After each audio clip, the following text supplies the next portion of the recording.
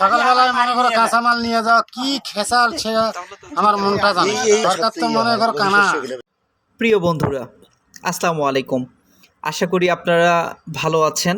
Video শুরুতে যে কথাগুলো শুনতেছিলেন সেগুলো ছিল তাদের ব্যক্তিগত মতামত এবং এই নদীকে নিয়ে তাদের অনেক অভিযোগও রয়েছে। আর অভিযোগের মূল কারণ হলো, আপনারা দেখতে পাচ্ছেন আমরা ছোট্ট একটা নৌকো দিয়ে এই পার থেকে ওই পারে যাওয়ার উদ্দেশ্যে রওনা দিয়েছি। আপনারা শুনলে আরও অবাক হবেন, এই নৌকা দিয়েই প্রতিদিন গড়ে 500 থেকে 1000 মানুষ যাতায়াত করে। এখানে কোনো ব্রিজ না থাকার কারণে এই একটিমাত্র নৌকোই তাদের চলাচলের অন্যতম মাধ্যম। এটি ছিল রংপুর মিঠাপুকুরের বড়বালা হরেকৃষ্ণপুর যমুনাশ্বরী নদী।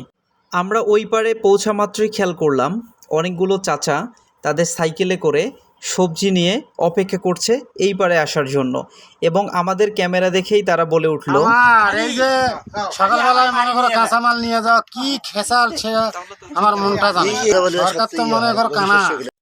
তাদের সাথে কথা বলে আরও জানতে পারলাম তাদের এখানে নাকি 1900 মতো ভোটার রয়েছে।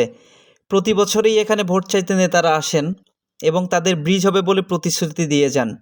ভোট শেষ হলে সেই প্রতিশ্রুতি কেউ আর রক্ষা করেন না। এই পারে কোনো বাজার না থাকায় রোজ নিয়ম করেই চাচাদের সবজি বিক্রি করতে নিয়ে যেতে হয় ওই পারে। আর আপনারা তো জানেন সবজি হলো একটি পচনশীল পণ্য, একটু দেরি হলেই চাচারা ক্ষতির মুখে পড়ে যায়। তাই সকাল বিকাল চাচাদের এভাবেই যুদ্ধ করতে হয়।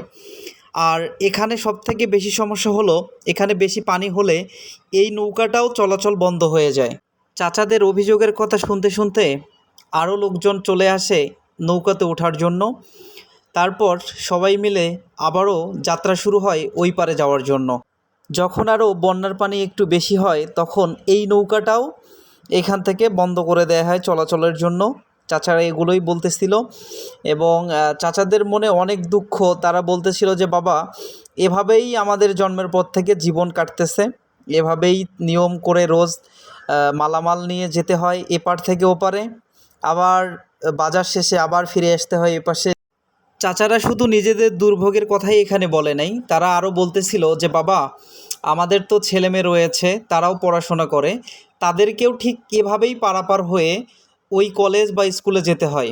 চাচারা বারবার আর একটি কথা বলতেছিল, সেটি হলো যে বাবা, যদি কেউ এখানে একটা উদ্যোগ গ্রহণ করে আমাদের একটা কাঠের সেতু নির্মাণ করে দিত।